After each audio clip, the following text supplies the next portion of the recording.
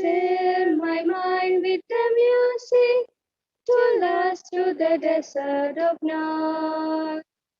I have come to thee to take thy touch before I begin my day. I have come to thee to take thy touch before I begin my day.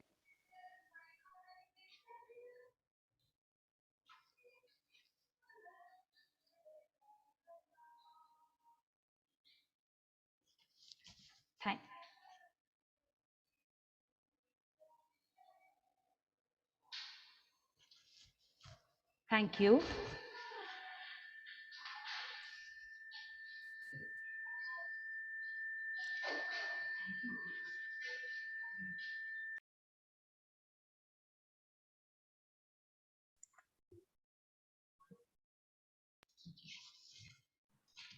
Thank you, dear students.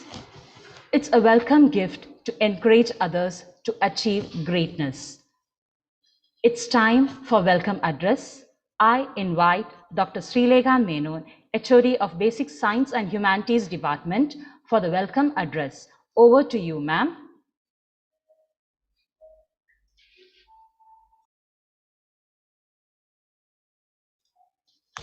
Ma'am, you are not audible, ma'am. You're muted. Okay, thank you, Reshma. A warm good morning to one and all present here. I, on behalf of the management of SEMS Group of Institutions and the Basic Science and Humanities Department, SEMS School of Engineering and Technology, feel immensely honored to welcome everyone to this 5-day International Faculty Development Program on Education Soft Skills. I extend a cordial welcome to all the speakers to this international FDP. I thank all the speakers for accepting our invitation as resource person. It is my privilege to welcome our chief guest, Dr. Praveen Sal CJ, Principal, SEMS School of Engineering and Technology, to this function. I also welcome Dr. Nisha L, Head of the Civil Engineering Department, SCT, who will be presenting the felicitation for the event. A special welcome to the speaker of the day, Dr. Mary Leah, Senior Lecturer at TWOA University, New Zealand. It is my pleasure to welcome all the participants from all over India to this grand event. Last but not the least, I welcome deans, HODs, faculty members, and non-teaching staff of SEMS School of Engineering and Technology to this event. Hope you all have a wonderful session ahead. Thank you.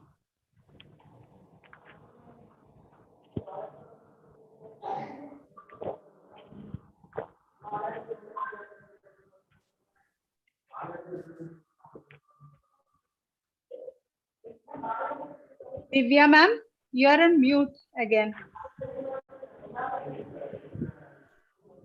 You're muted.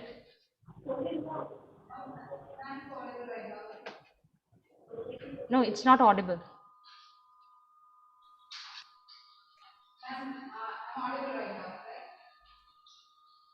No, ma'am, you're not audible.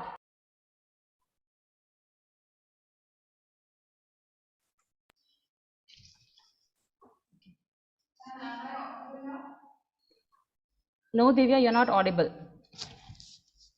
Okay, Divya, it's okay. Let me continue. Thank you, Divya.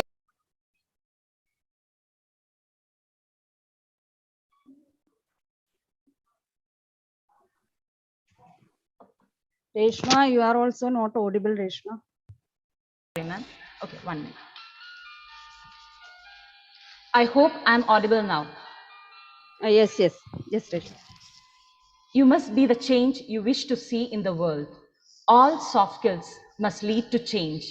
Education paves way for the excellence, and soft skills attains perfection. Communication is a skill that you learn. It's like riding a bicycle for typing. If you're willing to work at it, you will rapidly improve the quality of every part of your life. To effectively communicate, we must realize what We are all different in a way we perceive the world and use this understanding as a guide to our communication with others.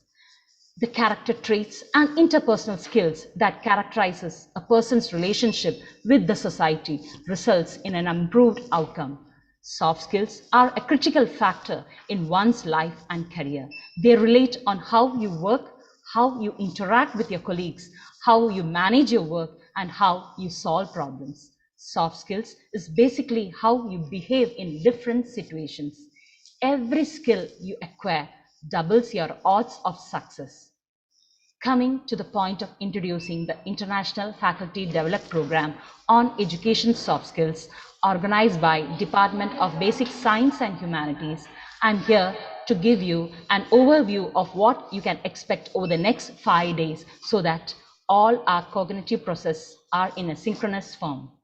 The FDP will take place over the course of 5 days, and the primary sessions have been divided into 5 categories. Before briefing onto it, let me take this opportunity to thank all the participants. Actually, we had got nearly 500 participations from all over the world, India, and also we had some world participants too. Thank you all participants for making this inaugural session going to be a grand success. Now, coming on to the part of introducing the FDP, Dr. Mary Leah, Senior Lecturer, New Zealand, will lead our first session, which focuses on communication skills. The day 2, we have the session on effective learning skills by Ms. Meera KS, Assistant Professor, IHRD. On the third day, we have Dr. Jayarajan TK, Assistant Professor and HOD, Department of Commerce, Payyanur College from Kannur. The topic on the fourth day is mindfulness, and it will be led by Dr. Radhika Ratnam, radio broadcaster in Radio Mango. And on the day 5 and the final day of the FDP, we have the session on digital leadership to be handled by Father Sebin Joy, who is a soft skill trainer in Bangalore. This is a quick overview of the sessions that will be held all over the course of the next 5 days. I'm hoping that this FDP would enhance our various skills and channel them for the success of life's juggling possibilities and opportunities. I hope that this 5-day FDP on education soft skills will be beneficial and fruitful for all of you. Thank you all.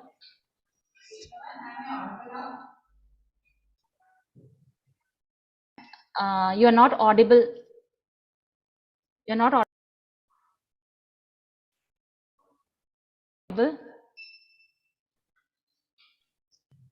Okay. No, Divya, you're not audible.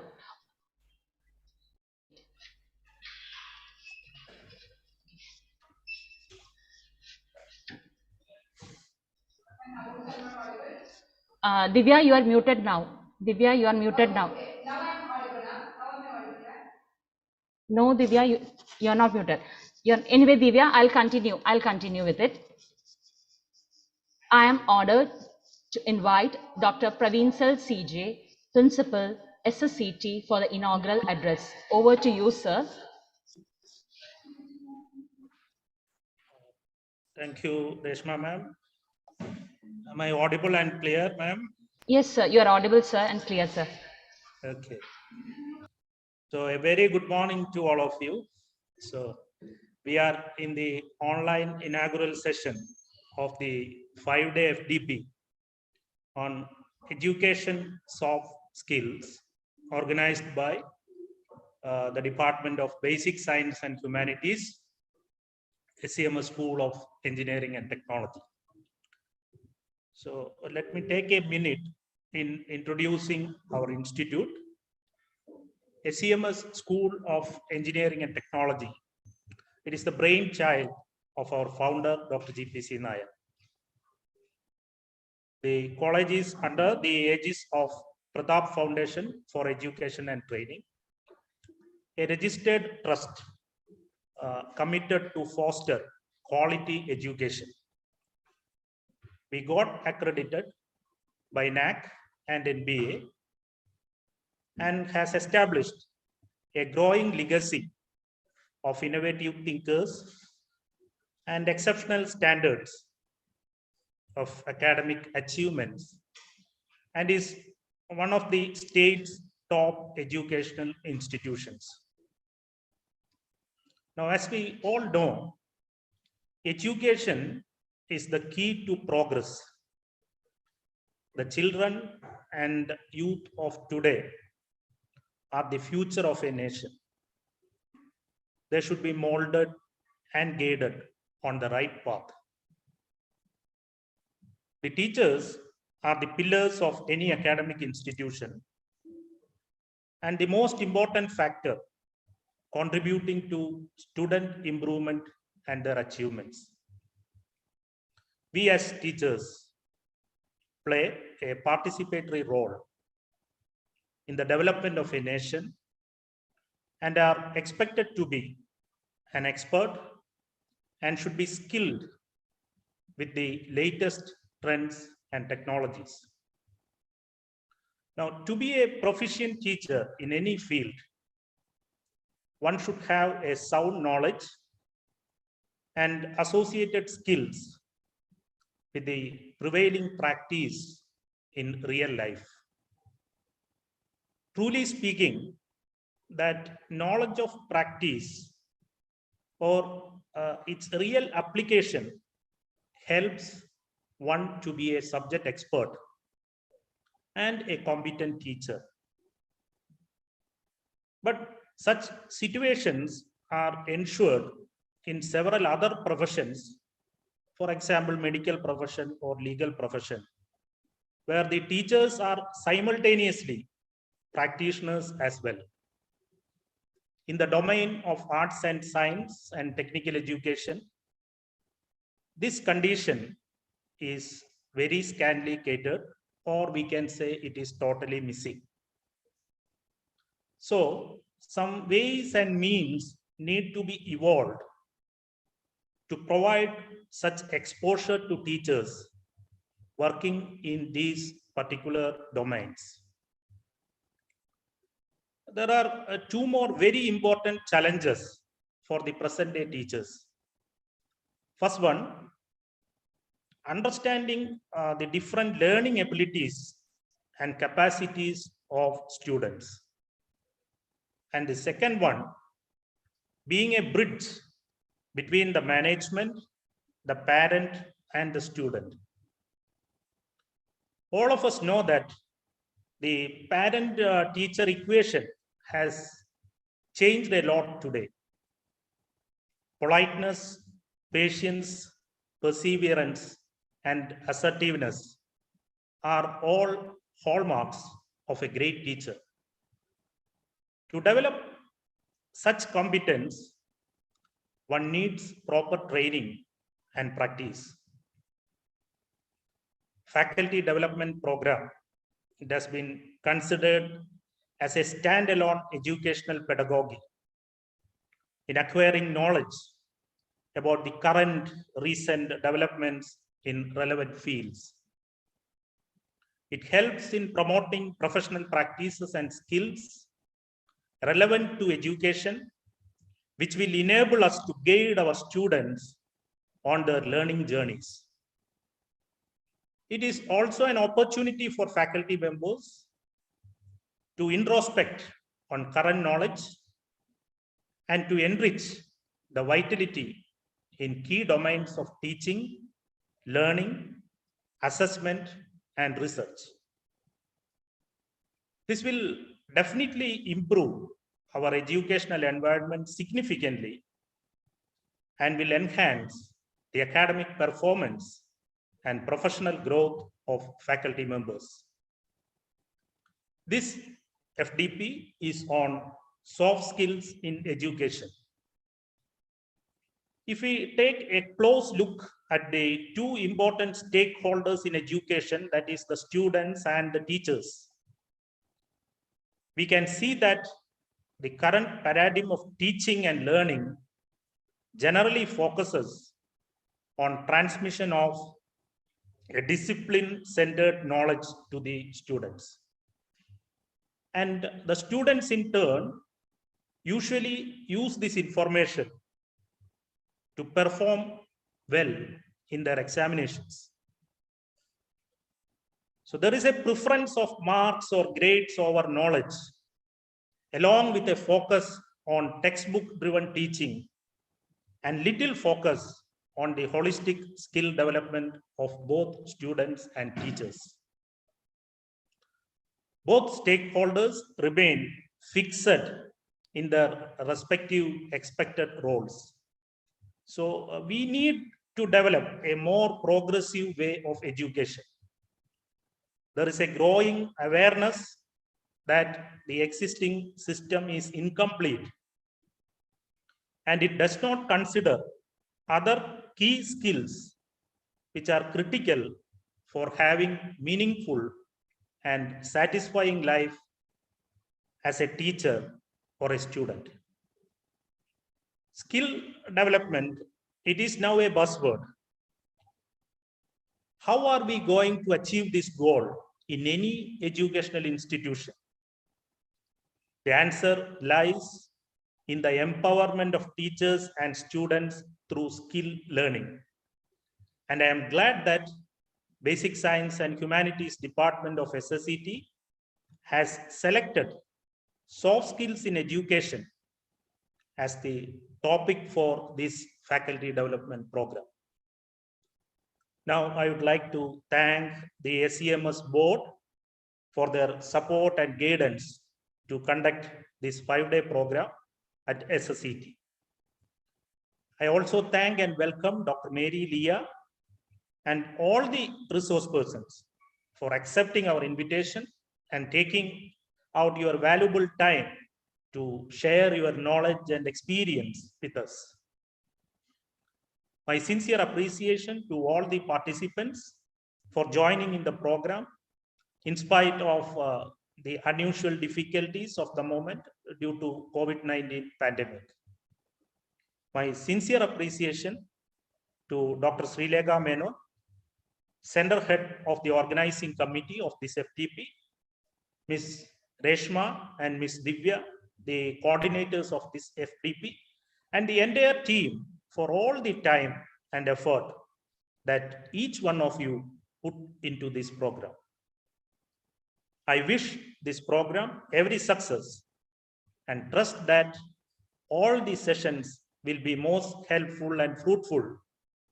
And with all your permission, hereby inaugurate the FDP on education soft skills. Thank you all and have a nice time ahead. Reshma ma'am, am I audible now? Yes, you are audible. Thank you, sir, for motivating us and for officially inaugurating the online FDP. I humbly request Dr. Nisha L., Associate Professor and HOD, Department of Civil Engineering, for the felicitation. Over to you, ma'am. I hope I'm audible. Yes, ma'am, you are audible. Okay. Respected Chief Guest, Dr. Mary Leah, Principal, Dr. Praveen Sir CJ, Deans, HODs, and my colleagues. I feel very privileged today to be given the opportunity to be present here on the occasion of the inaugural session of the 5-day International FDP on Education Soft Skills organized by the Department of Basic Science and Humanities. Acquiring appropriate soft skills like communication and listening plays a very important role in being an educator. While the professional skills acquired by an educator is a mandatory requirement, the soft skills learned would help the teacher be a successful educator and an emphatic mentor to the students. I'm very happy that the Department of Basic Science and Humanities are organizing an FDP focusing on these soft skills. In addition to the communication and listening skills, the FDP also sheds light on mind management and mindfulness. These sessions, I hope, would help our participants in making the students stay engaged and help in reducing the negative effects of stress, and would help them to stay on track both academically as well as behaviorally. I am sure the session on digital management would be a great help to our faculty members struggling with the delicate balance of offline and online sessions. I wish all our participants very informative and fruitful sessions ahead. I take this opportunity to congratulate the organizers for planning such a variety of informative and valuable sessions and wish them very best. I hope this FTP is very successful. Thank you very much. Thank you, ma'am, for the very inspiring and wonderful words. Gratitude is the fairest blossom which springs from the soul. I now invite Ms. Divya MS, Assistant Professor, Basic Science and Humanities Department, for the vote of thanks. Over to Divya. Thank you, ma'am. I acknowledge my due respect to our management and principal for their immense support and guidance. Their motivation has inspired us to strive ahead for organizing the virtual FTP on education soft skills. I place on record my heartfelt gratitude to our Dean, HODs of all departments for their immense support. I record my heartfelt gratitude to our dear HOD, Dr. Srilekha Menon, and Dr. Benito, Deputy Dean, Professor of Basic Science and Humanities Department, for their timely guidance, encouragement, and immense support, without whom this venture even wouldn't have happened. I take this opportunity to thank all the faculty members and non-teaching staff of Basic Science and Humanities Department for being with us throughout. I'm honored to thank our speaker for the day, Dr. Mary Leah, Senior Lecturer, New Zealand, for gracing this occasion with your valuable presence, ma'am, and making this moment very special for us. Thank you, ma'am, for being with us. Last but not the least, I'm indebted to all my dearest participants for joining with us for the inaugural session. Thank you all. Thank you, Divya. Now I request all the participants to please switch on your camera for a photo session. I request all the participants to please switch on your camera for a photo session.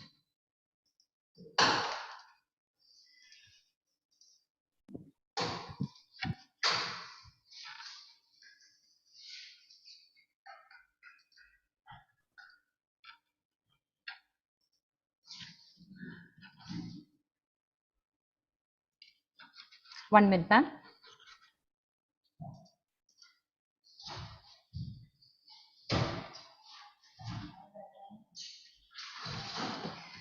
Thank you all for the wonderful photo session.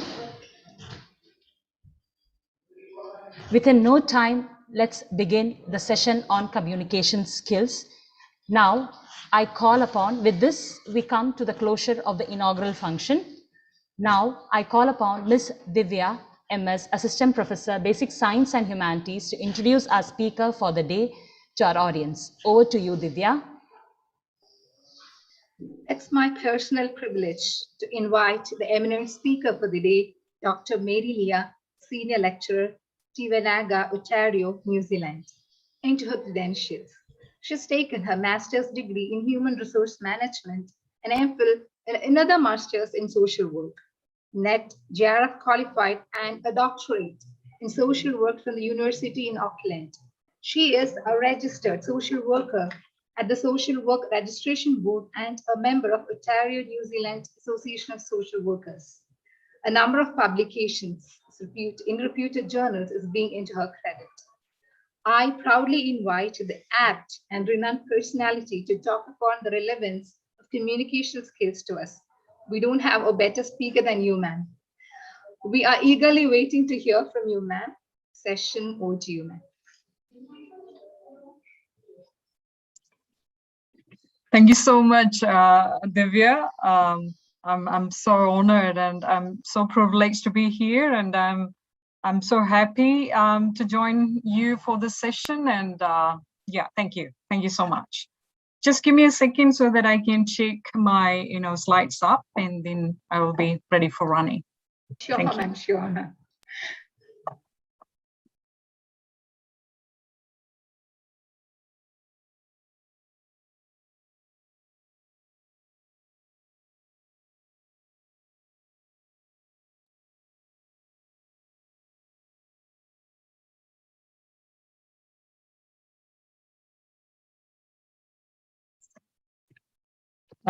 Kia ora, namaste, namaskaram, vanakkam to everyone. So kia ora, I just started off just welcoming. That's the welcome from Aotearoa, New Zealand. That's the language saying hello in indigenous language. That's te reo, Maori.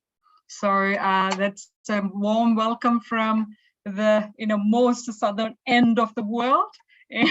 And I'm so happy. I mean, some of the familiar faces, and just be with you today for an hour and a half.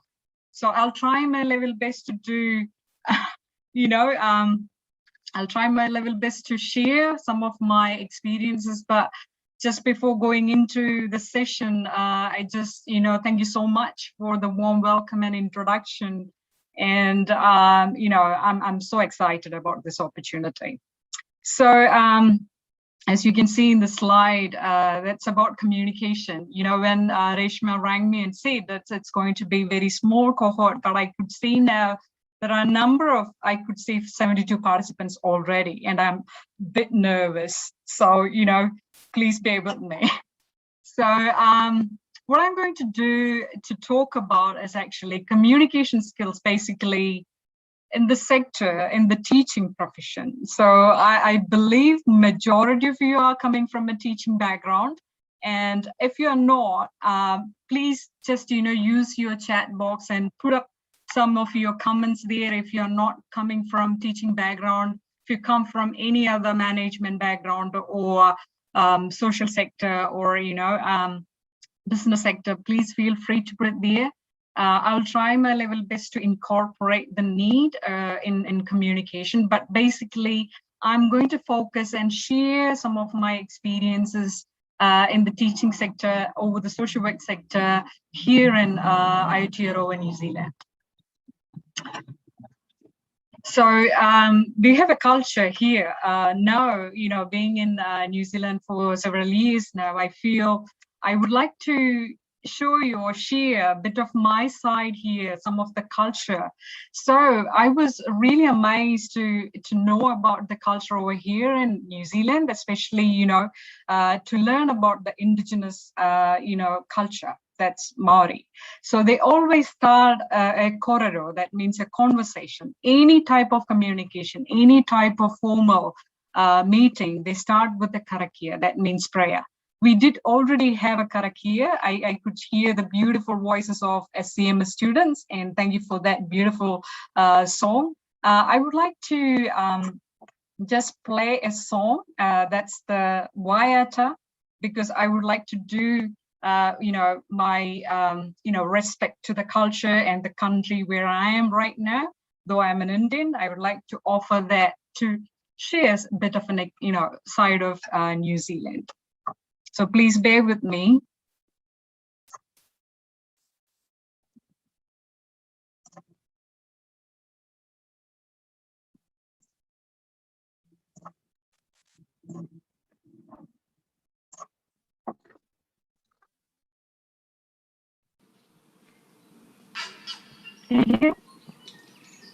Yes, it's audible. Yeah, it's audible.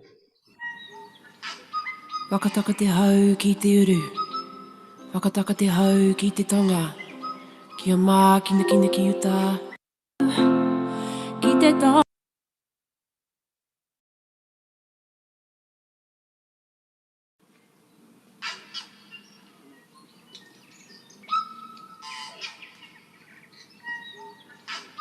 Wakataka te hau ki te uru, wakataka te hau ki te tonga, kia mā kina kina ki uta, kia mā taratara ki tai. E hi ake ana te atakura, he tio, he uka, he hauhu, ti hei mauri ora.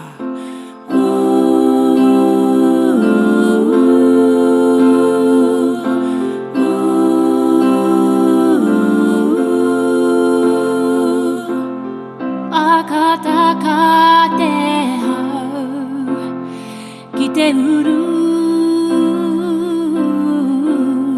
whakataka te hau, akataka te hau ki te tonga,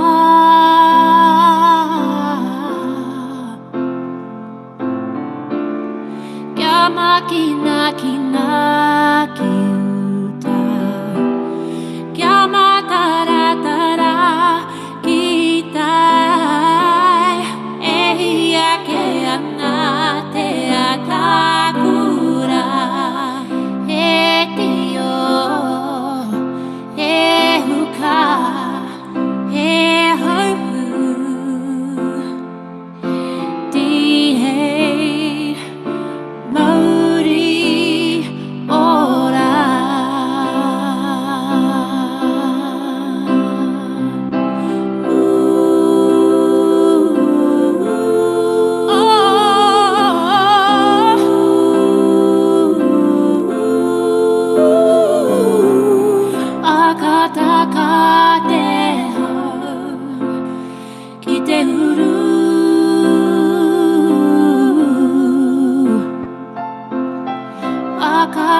ka te hau ki te tonga.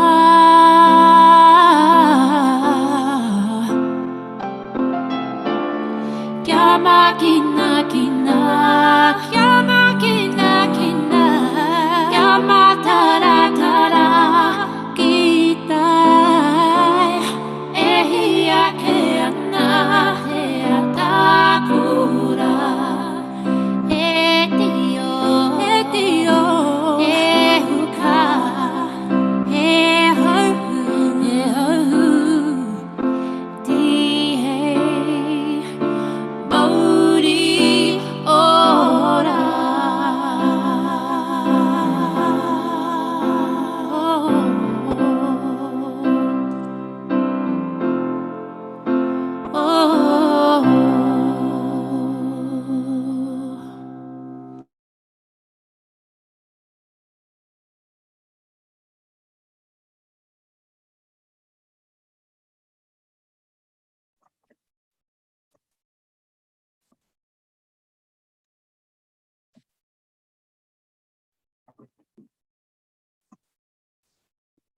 Kira, welcome back. So you have heard the Waiata and you could see the meaning. Actually, I have put up the lyrics as well as the meaning. That's called one of the prayer in Te Ao Maori.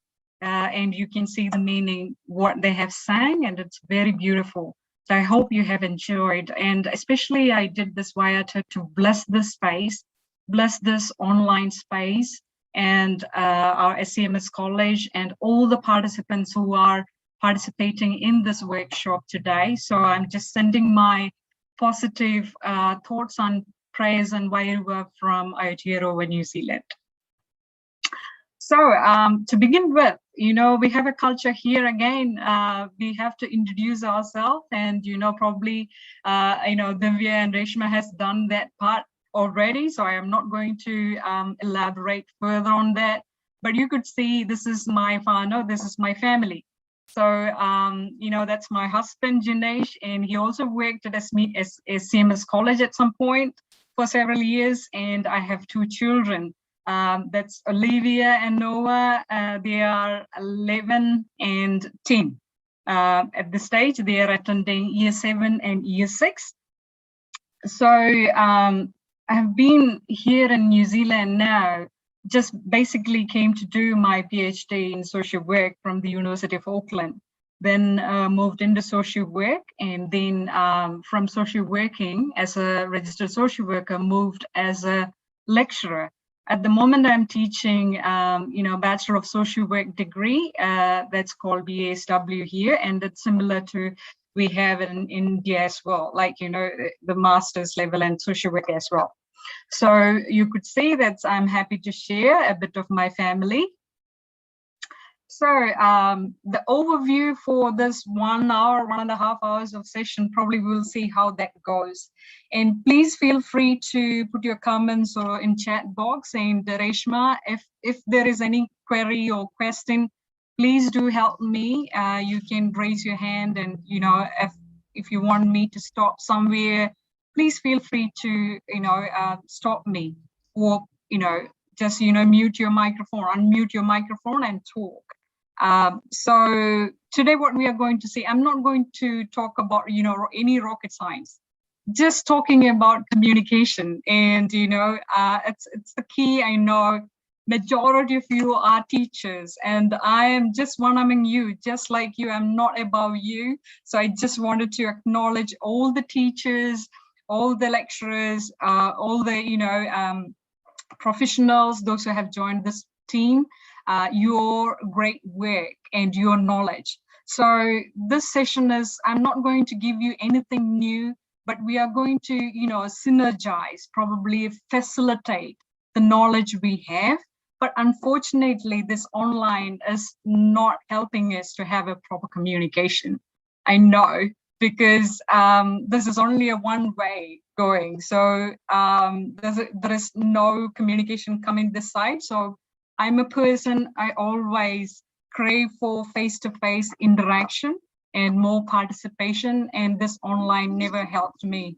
So please feel free to stop me at any time. We could even have some discussions. If you have any questions, please do ask me. So the overview today is just to talk about communication.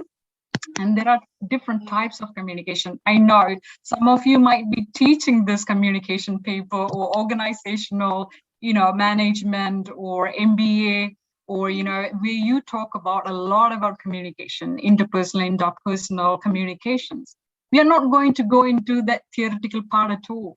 What I'm going to do is actually to have some sort of, thoughts or some of the points I have learned through from this, my being here and overseas and coming from India. Some of the things I have picked up from here. I just wanted to share that with you. So that's only focusing on two things. That's one framework I would like to share. That's again an indigenous framework, and another one is some of you might have familiar with the motivational interview. So that's some of the technique we could apply when you are dealing with students. So that's some of the things towards the end, and in between we just probably brush up some of the theories, like what is the foundation where we talk about communication. So at this stage, is there any question or query, anything about my things which I have shared? Do you have any questions? Give me a thumbs up, or you can just put it in your chat, or give me a smiley, or it'll be fine. Cool. Okay. Reshma, is there any question at this point? No. Presently, we don't have any question, Leah. We don't have any question. Okay, no worries. So moving into the next slide. Okay, so just a starting. Probably I don't need to explain what is communication. No, right? We all know. We are all communicating. Even if I don't talk, I just sit like this. I could hear there are people talking. Even the silence, even your, mere presence, it's a communication. So probably the communication, the definition, what does communication skills? Because we all are teachers and we all always want some sort of definition. We can't survive without definition because students always ask us, what is the definition? So probably this is a general kind of a theory of communication, is a way to understand or explain what communication is and what people are doing when they communicate. So it's a kind of like, maybe I will request you, if you're not talking, to mute your microphone. You just check, Leah. I can. I muted. That's all good. Let me just check it. Yeah, all good. I hope it's okay now. It's okay. I hope no disturbances are coming. Okay. No worries. Thank you. So this is very important. Like, see the world now. We are in a world where everything managed online. We are managing everything, our communication, everything is online going. And we know the difficulties we are experiencing from the beginning, like, the distortions. We will talk about that in a minute. So in general, I hope this point is very clear to you. And if you have any question, please feel free to ask. And I just wanted to brush up two, basic communication theories, and I'm not going to go in depth. This is to remind you probably what you have already teaching your students or what we are already doing it. So one of the basic model of communication theory is transmission model of communication. Any guess, any answers over there? What is transmission model of communication? It's one of the general type of communication we do over and over again. So I know some of you are still sitting at this stage, you are attending this workshop, but I do know we always multitask. We always manage, 10 tabs at the stage, and you'll be messaging here, you'll be looking at the Facebook, and, you'll be WhatsApping. and you'll be even ringing, talking, different things, but still you all are communicating at this stage, even though I can't see you. So what is transmission model of communication is actually very simple, very, very general. Basic theory of communication says a person as a sender sending a message through a channel, and a person the other side as a receiver receives it, and the receiver tend to give a feedback to the sender, and most probably this communication is kind of like in a very, very smooth and linear process of communication. That's we do all the time. So if you're sitting at the stage in the messenger, you are sending a message, you are a sender, the other person as a receiver sending a text back to you. Oh, seems to be this is boring. I do know all this information, so the receiver sends back. You get it, and suddenly your internet, interrupts, and you don't have enough data backup. Then that's a distortion. That's a noise. It has been affected your proper, smooth communication. So it's very plain, okay. And we do have, majority of the time we do this kind of transmission model, but that's not enough for us, and we always tend to end up having issues. I wonder how many of you don't even have any communication issues. How many of you feel confident? I mean, probably I'm not, if you feel free to switch on your mic and talk, I don't mind. But, otherwise you can put in chats. Say that, how many of you are very confident, a communicator? Like, you feel that I have very good communication skills. And I'm not afraid, to talk to people. Or some people sitting in the middle, like saying that, okay, I'm okay, not that great. I'm not a public speaker, but I can manage, in my students, I can manage with my students. And some will be sitting here not having that kind of like, whatever I say, it'll end up something else. And I always end up with trouble, so we always have these issues. So whether you are a teacher, whether you're a wife or a, sister or a family person or a professional, this communication is very important, how you manage the situation. So that transmission model of having that plain communication doesn't help us to solve the issues we come across in our life or come across in our teaching. So what else? We have to upgrade ourselves. This theory only talks about basic things. And there is, another, we have to upgrade. Why I'm saying is actually, this is the world of technology. And if you're using an Android phone, you always get an upgrade. Your software need an upgrade. And you have to update with the new ways to function properly. So what is that upgrade? Maybe, upgrade to this theory is the next level, and I'm going back to the transmission model. I wanted to just elaborate further, saying that the transmission model works best when message clearly represent the meaning in the mind of the sender. For example, here in this presentation, you can very well see me as a person, the sender, and you can see the message, you can see the slide, and it's very clear. And even you can see my body language. And when the message are transmitted without distortion, as long as I have a better internet quality, you can all hear me. You should also have a proper internet so that you don't have any, disruptions. So it is messages received and interpreted in the same way that they were intended. So that this workshop is going to be communication. And if you had a different expectation, that's not reaching you properly. So you and me having a common goal and you and me having a clear expectation, this theory of communication would work perfectly. And more or less in a formal settings. For example, we had the principal of SEMS College talking today, and he introduced formally, and that's what I expected. And we have very clear expectation, and it's going smoothly. From a top down, organization that works perfectly with the transmission model.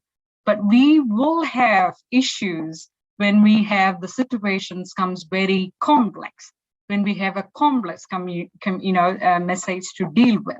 So the transmission model breaks down in that case when you have a complex situations, okay? When it comes to a noise, okay? So non-verbal communication. And while I'm talking, probably like, some of the statement I have made, probably some of you have, not happy with it. Or, you don't even really like my body language. And, so non-verbal communication also is part of this transmission model. So that will interfere my engaging with the people. That will interfere, that is as a distortion in my communication. Unintentional messages. Majority of the time, we have issues at home. What do you think?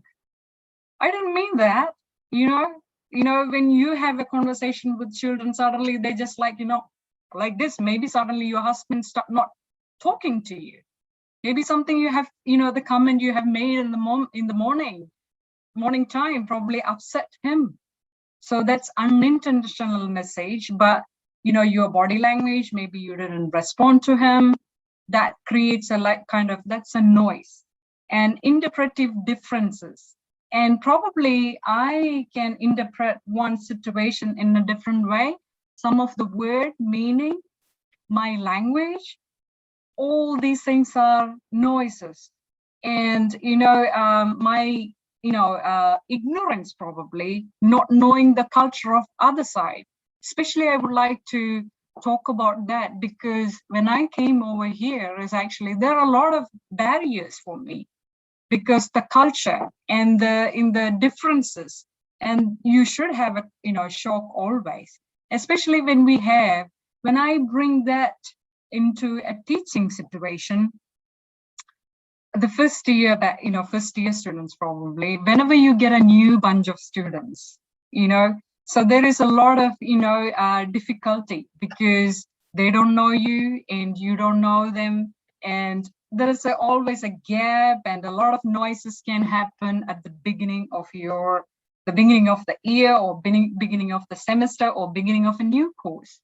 So once you've gone through that process, that noises will get reduced. But what is missing is actually that, the ignorance, or, that uncertainty. We don't know. So that can interrupt your communication.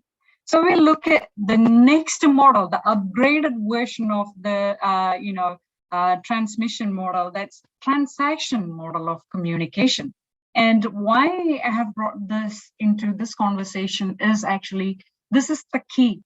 Because if you're a teacher, if you are struggling to have that, if you have a gap or a communication issue with your students, or with your, the personal friends or workmates, there is something going on. There is some link is missing, and you are not considering that aspect of communication, which is very important in your communication process. So what is that transactional model of communication? Any guess, any idea?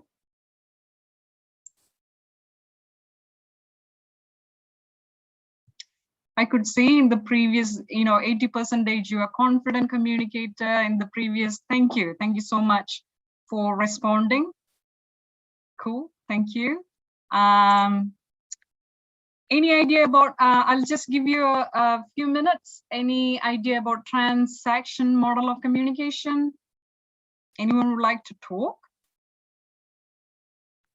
This is the Kiwi way, you need to talk. Unmute. Any guesswork? There is no right or wrong answer. I know you all know. So share your wisdom. It's only a facilitation. I'm not teaching anything new, sharing anything new. Transaction model of communication. Let me see whether the microphone is working. No? Multitasking, probably. No, Divya, we can't hear you. Divya is trying to share something. Yes, I think her mic is not audible, Lilia. Okay. Okay, Divya, you can No put in worries. the chat box. Yeah, please feel free to put it in your chat box. Just give a second so that you get some time to type in there. Transaction model of communication. Ma'am, we have one messages. Yeah. Messages sir. Messages has been responded by sir. Yeah.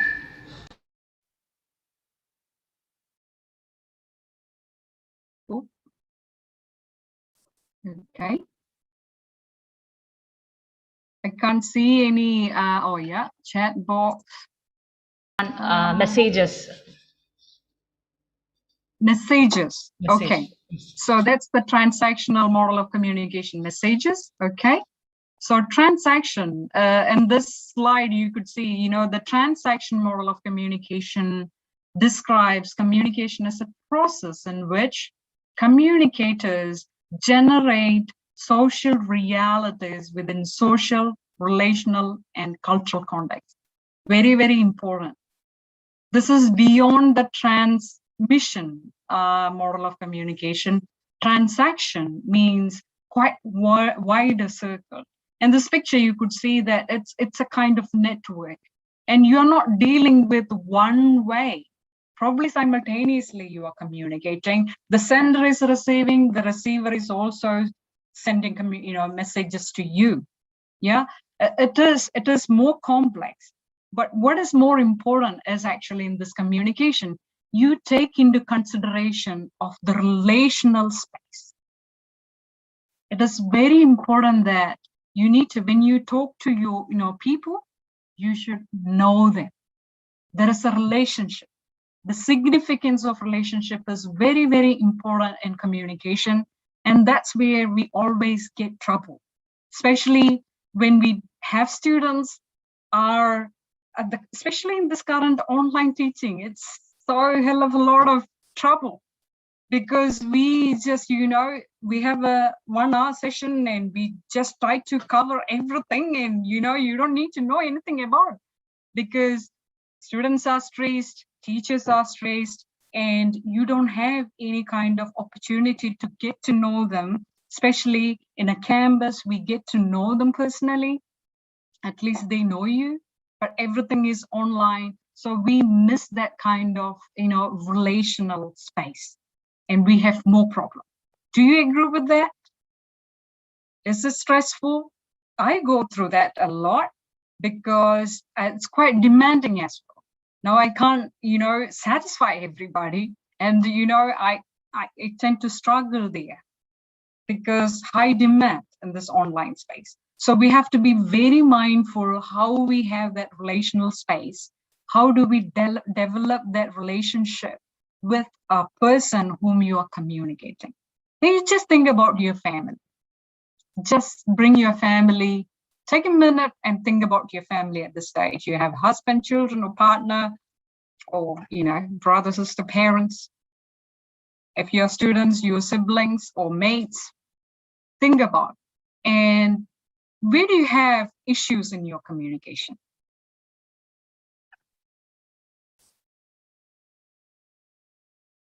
Where do you have communication issue? Especially when you don't have a proper relationship. When you hold your grudges in your heart, and whenever you stop your relational space, that's the end of your communication. That always you will have issues. And I'm not going into in depth of that concept, because we have personality clashes, we have ego issues, we have, relationship issues, we have a lot of things in that relational space. What is important is actually to have that, humbleness to open up. Okay, so it is important. I'm talking this as a social worker, not as a lecturer. A person, what is very important is actually to have that humbleness. Are you humble enough to open up that conversation? Yeah, so create that relationship. At least take an opportunity to get to know the other person. Majority of the time, we have issues when we have preconceived notions, prejudgment or prejudices. Because even before you see that person, you already have a understanding. I know how it's going to be. And you say that that's my, hunch feeling. We just give nice terms to it, actually, like, hunch feeling, that's my, gut feeling. And it says, but what is that? You have to be very beware of your prejudices. You have to be very beware of your preconceived notion, your stigma. Very important in the communication process. Even that's with the students. Even the students may have that against you. The moment they see the teacher, they'll just look at it. Oh, very fashionable. Yeah, happy-go-lucky, very outgoing. The other one is, oh, glasses, bougie, very studious, very serious. So we create our own, conceptions. We have our own idea about even before I see another person.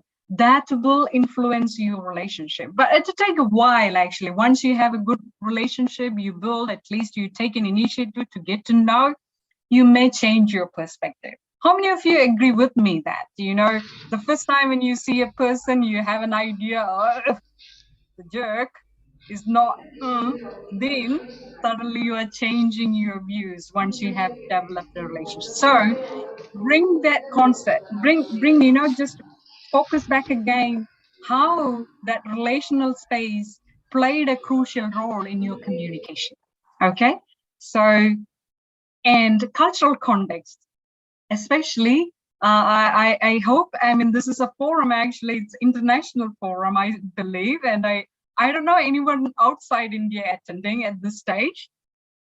If, please raise your hands and put your message there so that I can incorporate your international cultural view, even if I don't know, but I'm sitting somewhere in the other side of the world. So it's very important. So when you speak, and I do apologize for that at the beginning today, before even starting the, recording the session, I was talking in my own mother tongue. We have the tendency when you sit outside the country, you feel like, wanting to connect with your own people. So there was a comment in the chat box saying, can you please talk in common language? And I really appreciate that person for that, because that's actually a distortion. That's when I talk to that particular, especially in my mother tongue, that created a barrier which doesn't incorporate a cultural context. Yeah.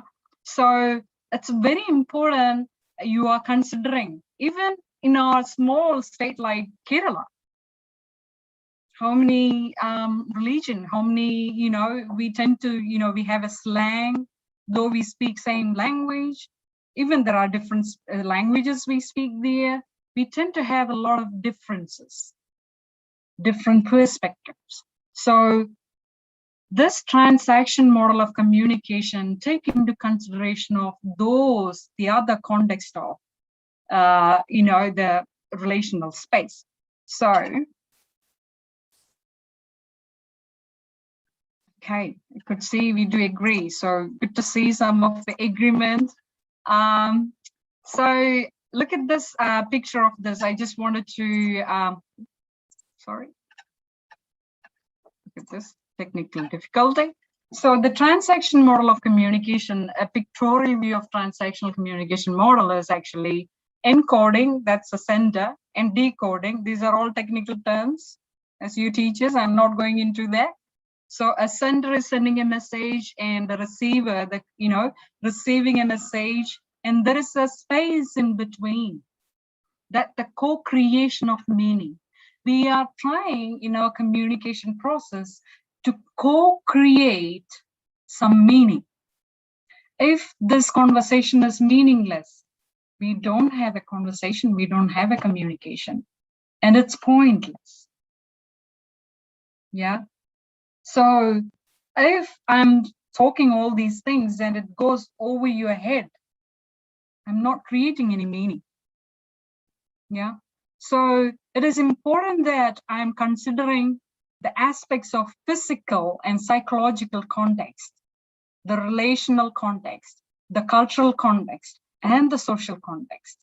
Why I have brought this, it's very important for teachers to take into consideration of this particular model, because we often, as a lecturer, as a teacher, we tend to cover things and we never think from the other side of the students.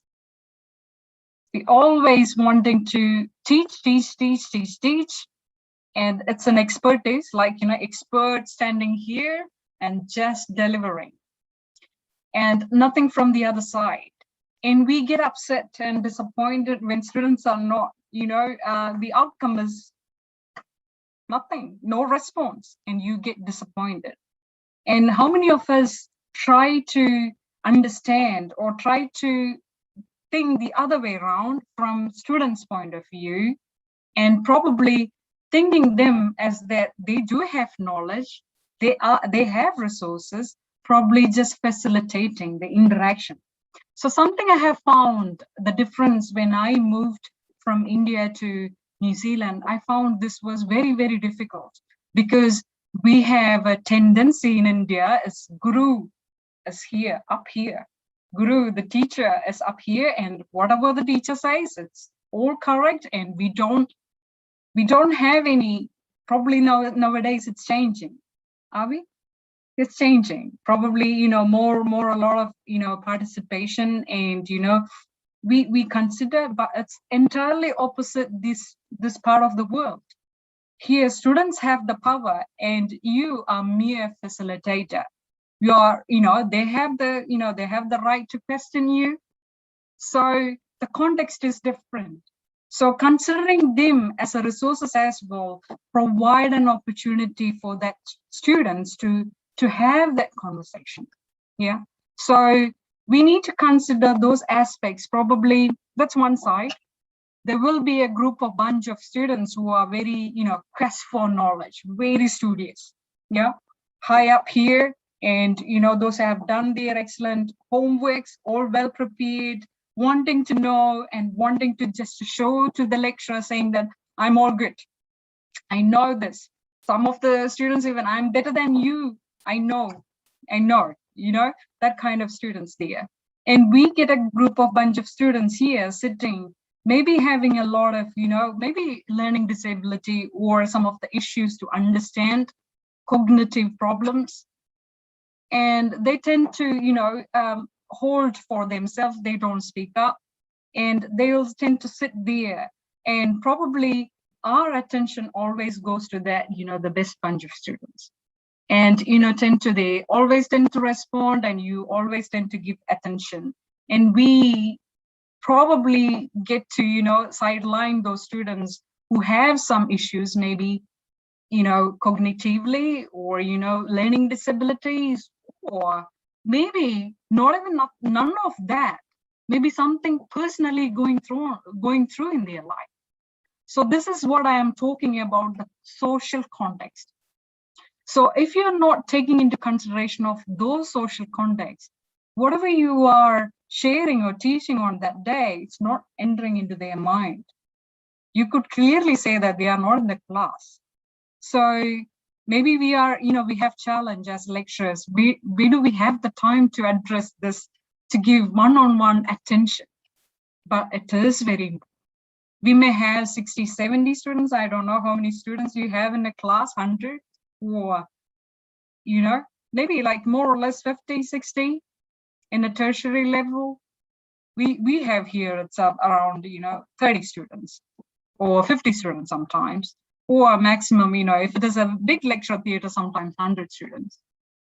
But those communication will be different, but it is to have that one-on-one, especially in tertiary level. We don't have that kind of connection. We don't have that kind of relationship. If you are that particular one lecturer who gives personal attention, who gives value the importance of connection, you will make difference, and the students will love you. they will always wanting to have communication with you. They wanted to come and share, they wanted to see you. So that's a sign, actually shows that you have taken into consideration of their relational space. And that's the key of our communication. That's anywhere, as a teacher or in a family or in our social life. If you take into consideration of social space, relational space, you will have less issues. And here we are creating a social world, and we are creating meaning together, a common understanding, negotiate our future together. So it's actually a teamwork in communication. So you don't talk, that intrapersonal is within yourself, but interpersonal is actually, you are doing it together, you are trying to create a meaning. So there are two parts of communication. That is, one is content, what you want to say, and relationship, how you say it. You may have a good relationship, so whatever you say, people won't take it very seriously. If you have a good relationship, for me, I would say Reshma, I have a good, connection with Reshma, and I can joke with her, right? I can say whatever I want, she won't, but if I have something, say to you, the principal in your college, maybe I don't have a connection. So I have to be very mindful what I say and how I say. Yeah. So there are two things which you need to take into consideration, and we have to be mindful. We will get into trouble if you don't take it. And, sometimes if you're a parent, just imagine how you communicate to your children. Just reflect. I know, like, for example, just before this session, I know I'm a bit anxious, I'm a bit restless. So my children were coming just before they're going to activity, like, they were coming. I said, please go, like, only this action as says, please don't annoy me. It's a body language.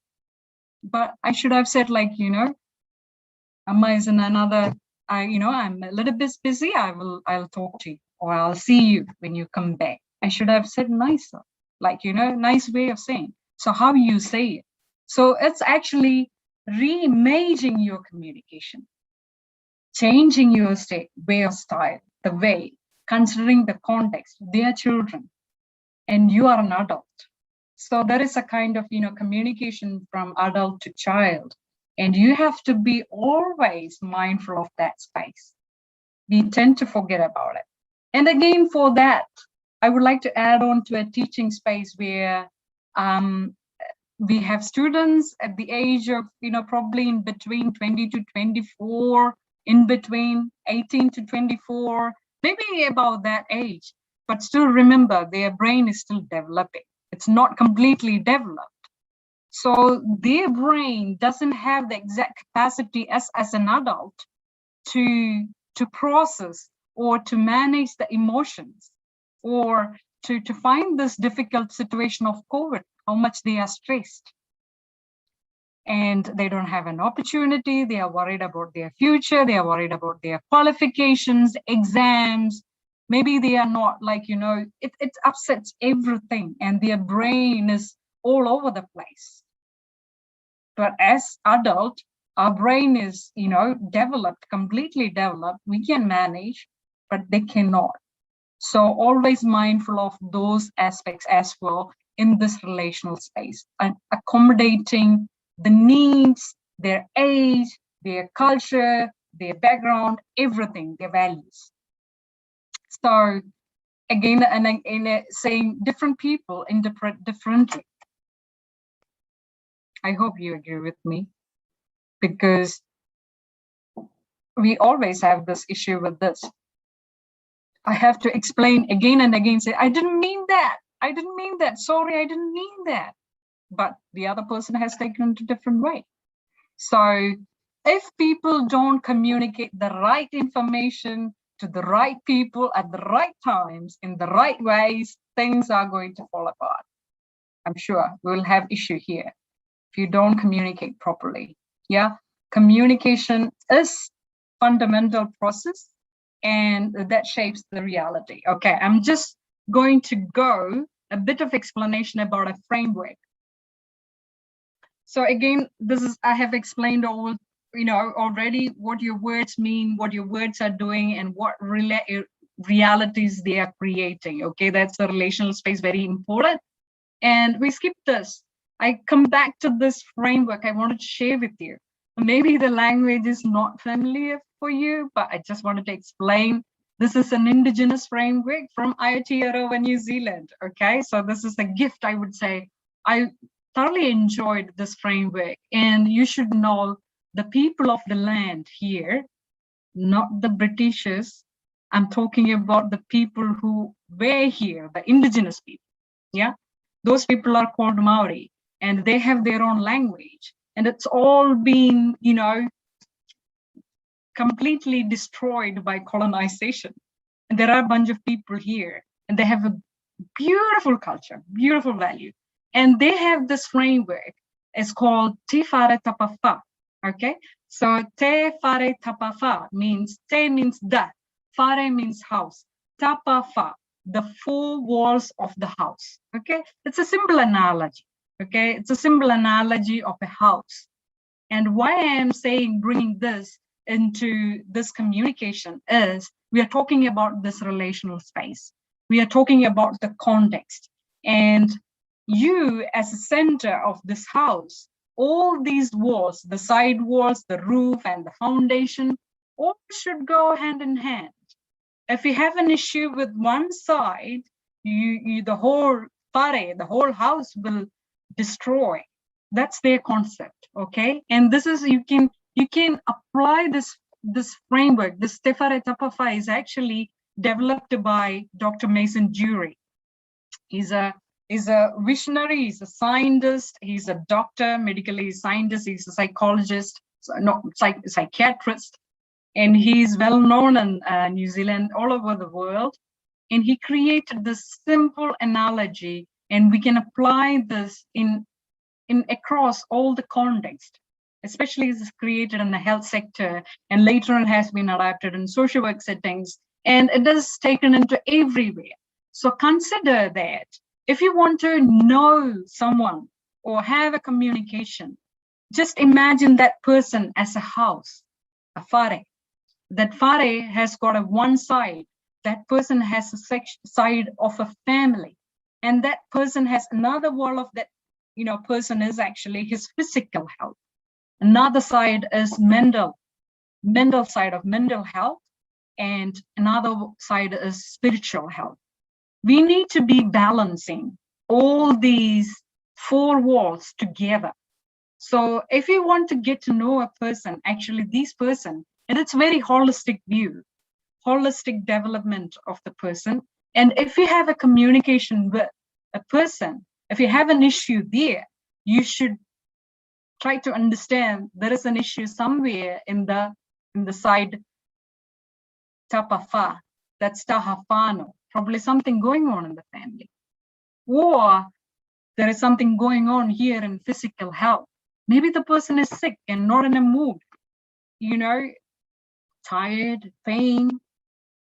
Or the other side, probably mental health, completely stressed, and spiritual side. And that's very special to the people of the land here, Maori. They have a spiritual side. They start everything with spirituality. Yeah, the taha wairua. And if your wairua is down, your spirit is down, that means everything is down. You don't have a good space. You are not in a good space to communicate with anybody. So this is something you could talk about or think about when you interact with your students, what that four walls look like for that particular person. Maybe I may need to look into, this gives you a kind of framework for you to explore a bit. Where is that issue coming from? Especially when you have a communication issue. And this can be applied to you, yourself, as a self-care technique to maintain your good balance of communication. Because that, today I fought with my husband today, this morning. So when I come to my college teaching, I know I'm upset already. So probably you need to do something about it in order to bring a positive spirit in your all, interactions. So that's something, gives you a kind of idea. And this is again that the symbol of that tahatinana, tahawairua, tahafano, tahahinan. So just think about this frame all the time. You can think about yourself, your self-care as a lecturers, teachers, professional managers, any professionals in the service sector. You can apply this one to yourself. What that look like to you? When you are upset in your tahatinana physical, what are the symptoms? How do you respond to people when you are not in a good health? Tahavairua, when you are down there spiritually. Spiritually means not like, prayerfully, no, it's just like, spiritually, you don't feel happy inside. You don't feel peace within yourself. That's spirituality. That can be like, in a connection with, God or, nature. Spirituality can be anything. Ultimately, you are having peace and happiness within yourself. So if you don't have that, it's going to affect you all over, all of your communication or, connections or relationship with anybody. Tahafano. There is something going on in your whānau, in your family. Definitely, I'm sure. It's going to affect my whare, and my whare is actually broken. One side gone. I need to strengthen that. I have to do some work. My mental space, and obviously this is on and off all the time. We are in, yellow, red, green of stress level. Always check where you are in the, traffic light system. When your stress level is beeping, you know that your BP is increasing, you are getting angry, you are not in the mood. So that shows that you are not happy, you are not peace, there's something is bothering you. Address that.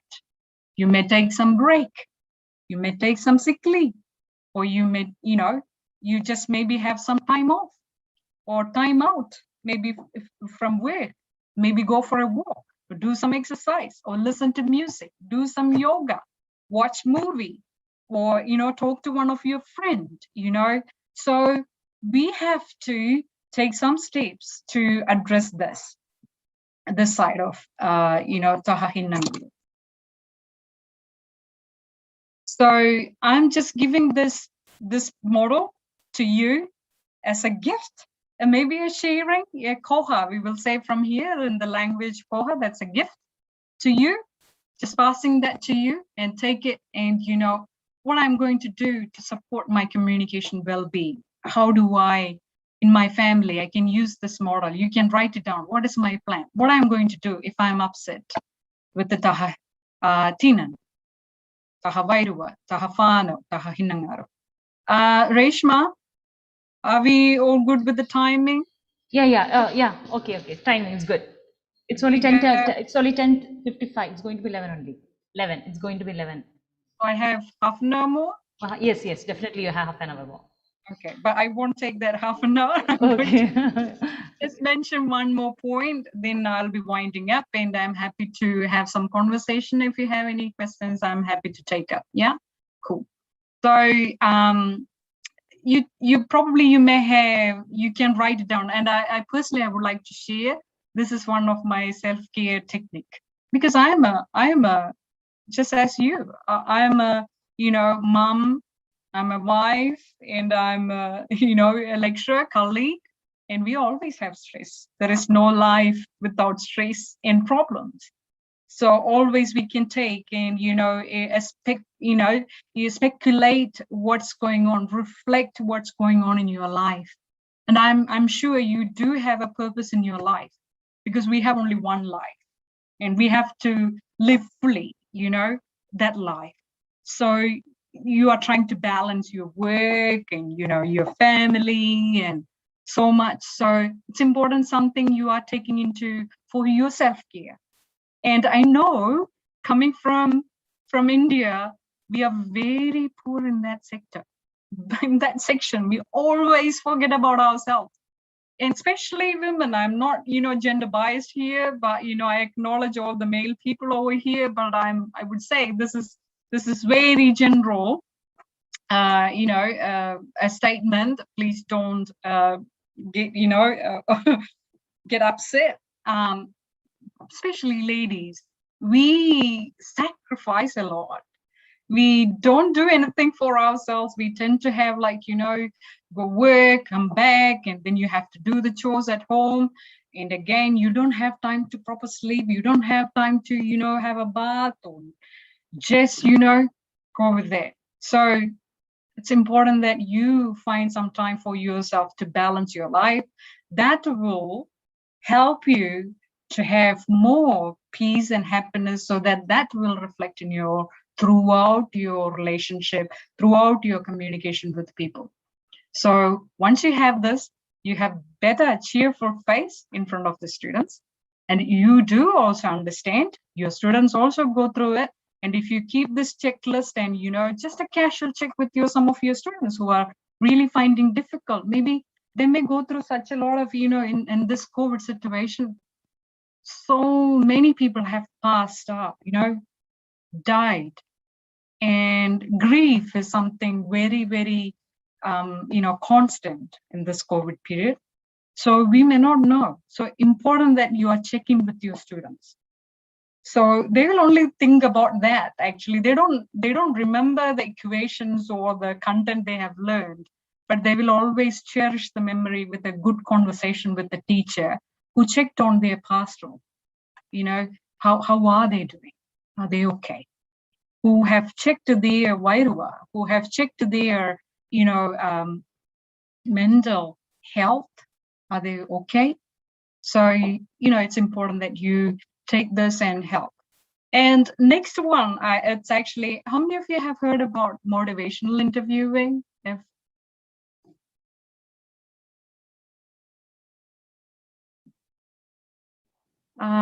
Anyone? Motivational interviewing? Some of you, if you are a counselor, probably you might have social work background, motivational interview, psychologist.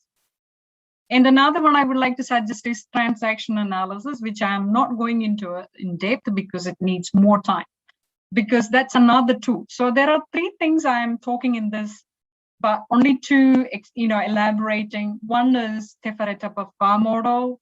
That's a framework. I have already given that to you.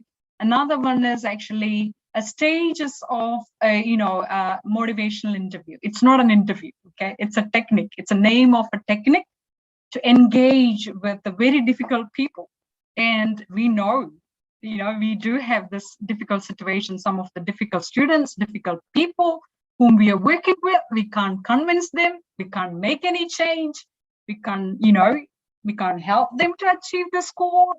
You try your level best, you can't do it. So there are some tips for those to have that, how do you engage? How do you improve that engagement with some of the students? Okay, so this is motivation. I'm not covering MI fully. This is only part of MI. There are so many steps in motivational interviewing. It's a wide concept, but only focusing on the full process of motivational interview, how you engage with someone to make some sort of change. Okay, so another section. So start with engaging. So motivational interview is actually a process to make some change with the people whom you are engaging, especially now we are all teachers or, working with other people. We wanted to make some change, even at home. How do you do that? So engaging, the process of establishing a trusting and mutually respectful relationship. Again, coming back to the fact of relationship. So you can't teach without having any engagement from students. Maybe some of us, we do, especially like a lecturer, 2 hours lecture, finish, nothing. So my part is done. It's up to the students to learn or not. I don't care. That's the university. But the place where I am teaching, that's Wananga. It's actually owned by Maori people, for the Maori people. So that's actually a tertiary institute, one and only tertiary institute run by Indigenous people in New Zealand. So they don't do that actually. They give priority. That's where I learned quite a lot of things, where it's entirely different. They think against the Western worldview. because as an Indian and, a person coming from, India, we tend to have more westernized education system. And it's all taught like this and nothing from the other side.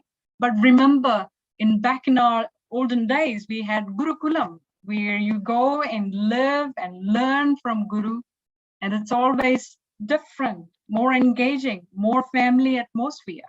So its engagement is very important in this process. And this motivational interview starts with talking about engaging, attuning, aligning, and joining with. Always encourage students to attune. How do you get to their level? To understand, probably, I don't know what kind of subjects you are teaching, but attuning to the level, aligning to the level so that it makes sense to them, joining with them. And when you have these, that's disengaging. And when you start, especially like, as teachers, we do assess. We can't, we can't give up that. That's very important as part of teaching profession. But I'm talking about, this is examination assessment. I'm not talking about that part. You start to assess the level, you have already kind of, idea, and you talk from, oh yeah, I know the student, like, you already created a, statement, a notion in your mind. And that's the starting. The students will disengage with you. The moment they read your mind, they read your body language, they disengage. Telling them, and you always say that this is the thing you have to do, telling them, rather than asking them, do you have any idea? How do we do this together? Do you have any creative idea? Give them opportunity. So the way we teach here in this Vanaga is actually only 20 minutes of lecturing. And the next 20 minutes will be given to the students to unpack what they have learned and to come and present or discuss, or it's a question and answer session. So nothing more than 20 minutes. It's a tertiary level, but still they have all the right to question you, ask you to share what they know, something new to bring. So challenge them to be innovative, to bring new things, rather than telling them and just, treat them as like, yeah, this is it, nothing else. So telling them will put them off. They start disengage with you. Another one important thing is power. There is always a power, imbalance in our teaching student relationship, because you are a teacher, you are a student, you have a power that will actually, we don't like, that kind of feeling, that uneasiness, and you always look down. So that's something we need to think about. I know you may not be doing this. I'm just only talking from my side. Sometimes it's really hard to get that idea off from your head that you are a lecturer, you have these qualifications and you have done this way. So you expect everybody to be in that, like, to look up to you. So power can disengage. And labeling students, labeling is another one. Labeling is like, it's dumb, stupid, already, like, all those words. It's labeling. The moment you label, probably some of us, we do this, we share our thoughts with our teammates as well, our colleagues. So you pass on your negativity to the team about one particular student. Then the other lecturer may have a good impression. Suddenly that goes, oh, I see, I didn't know. So something like, don't label, like, just be open, just accept them as they are. They come from a different, even it's really difficult, but, you have to try to do that. And, what that engaging look like, feeling welcome, a smile, put a smile on your face and say, you have a beautiful teeth, you just show them. Even if you don't have it, no worries, just smile. Yeah. And, just say, hi, how are you? Just the first seconds, we don't start straight away teaching. We always start, I'm only talking about myself here. We start with the karakia. We start with the prayer. This is something I really loved about it. And the mainstream just opposite. The University of Auckland, where I was teaching previously, nothing, no connection with students. But here at Mananga, you have a bond with your students. And we start with the karakia, feeling welcome, and even different languages, like, different culture. So it's a kind of, sharing and inclusive. Students feel comfortable. Even I don't know the language, I tend to learn, because even you mispronounce, but very important, learn their names. And I don't think we have issues there in India much, but here, oh my God, I can't even say their names. I struggle. Remember their names, do some magics, I don't know, but remember their names. Something you give importance to that students. They feel, included. They feel accepted, feeling understood, exceeding expectations, So not having high expectations, always, expect the unexpected. That's something it's written all over New Zealand, is expect the unexpected, so that you don't get disappointed. Yeah. So have minimum, you need to have some expectation, but not over expected. So, that will make you happy, exceeding expectations, having mutual goals. You and students having a kind of goals where it's smart goals. We'll talk about that later. Feeling hopeful. You pass your hope, being positivity to your students. If you are feeling negative, you are going to pass that to your students as well. So being positive and focusing. The next step of engaging in the process is an ongoing process, seeking and maintaining direction, setting an agenda, goals, prioritize, clear direction. You always need to have a clear goal and directions and expectation of that particular student. If that particular student, I'm only talking about difficult students, and it's only a bunch of students, not all the students. So this method, you could keep it with students who are really find difficult to deal with, or any study issues or any behavioral issues. You can keep this. And I know you have your own, policies. So you may have that's sorted in a tertiary institute. They may suspend it, they won't even come to class, but still remember that student is important. So if you can make change in that student, that's, your success. Setting an agenda, goals, prioritize, clear direction, where we are, what is the issue, where you need help. Probably just help them, connect with the services available. They need a counseling, connect them. Financial struggle, maybe connect them. So a lot of things you may do the other side. And once you have that connection with the engagement, they start talking about, evoking labor. That means they started to, Miss, I really wanted to study. They will start saying that to you. Once they build that relationship, build that rapport, they'll say, Miss, I'm really struggling. Miss, my family is this. I want to make a change. I want to get some money. I want to get a job.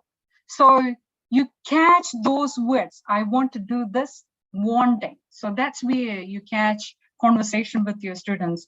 Why do you want to make a change? Ask them, because the solution is sitting there. If they have a problem, they have a solution within them. So it's not you giving any solution, you are eliciting, solution from them.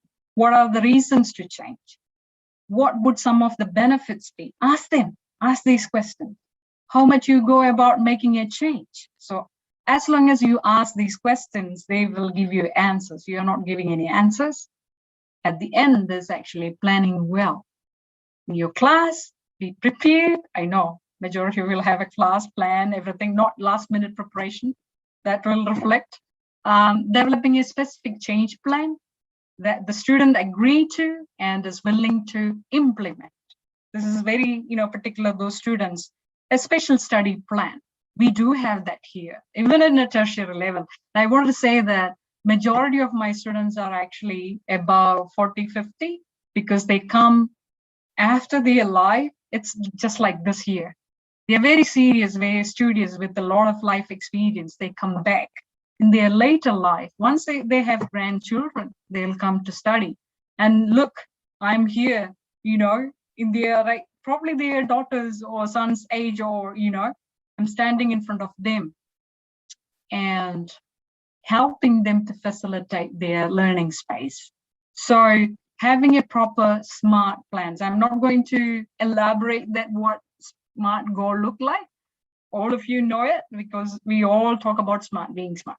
Yeah. So with that note, with your MI techniques and your Tifare Tapapa and a bit of understanding of the context, I'm sure you will make huge difference as a lecturer, as a teacher.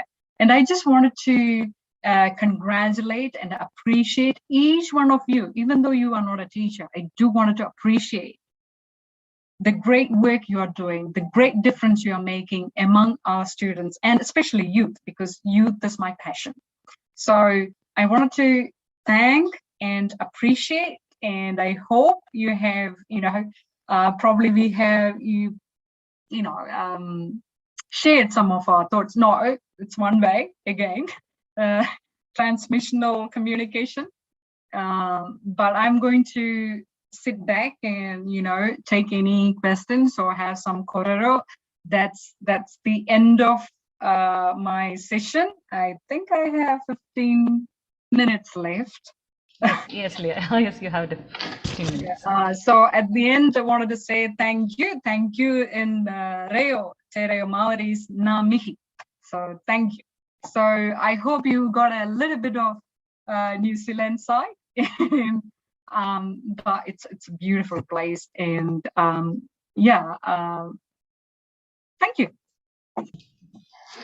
Thank you, Leah, for the very wonderful and inspiring and wonderful talk. Actually, it was very refreshing and soothing with this definite and the source of energy what you are showing onto the talk. It was such a thing. Even though we are sitting in the virtual online mode, that source of energy was coming onto our mind. I think it would instill every participant in this and get a small note of energy feeling that you have over there from New Zealand, and you're sharing it to us over here across the world. Thank you, Dia. And now the session is open for queries. Participants can please post your queries in the chat box. And if you want, you can unmute yourself and ask the question directly to Dia. Anyway, the session is open for queries. Participants, please do post. I think we had one question from Motsa. That is, I think we had. That is, please suggest the list of books on personality development for students to which library of college should possess. Oh, that's a difficult one. I'm actually, when I was back in India, I used to do a lot of training sessions, but now I'm completely moved on to social work sector. So I'm not that, up to date with any personality development. Honestly speaking, I'm not that a trainer person now. So I tend to read a lot of, what I do read is actually research-based articles. So, it's actually proof evidence-based. And before I take up this session, I just looked at one of the research done by Malaysia. And they talked about the importance of having a better, a communication with students. And it's proved that, you have consider their interpersonal relationship. You're all good with your students, even with your content, doesn't matter, that everything comes back. So but I'm happy to maybe research and share some of the books, because you are very particular about personality. If you ask me about any social work, I'm happy to give you books. But sorry, at this stage I don't have anything, but I tend to a lot of books you could look for. I'm sorry if I haven't given any answer to you. In Maori we say aroha mai, sorry. Okay, thank you, Leah. Ma'am, I'm audible, Rishma ma'am? Yes. You are audible. Leah ma'am, there is a question in Telegram that how can we improve our interpersonal relation that will lead to a proper communication? Absolutely. Especially with children. Oh, children, yes. So that's very good question. I thoroughly, whoever asked that question, who has asked that question, So, Ma'am, I've seen the question in YouTube and Telegram also. Oh, okay. Many of them are asking regarding that.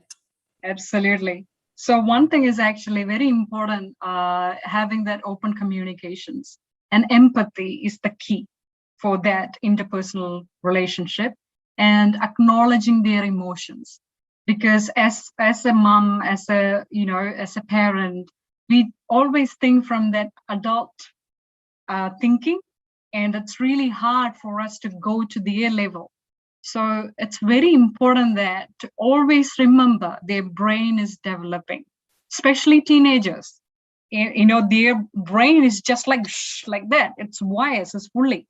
So you always need to have patience, because it's very, very hard. Like once you make some comments, it's really actually very dangerous. So to have interpersonal relationship, give quality time. That's the key.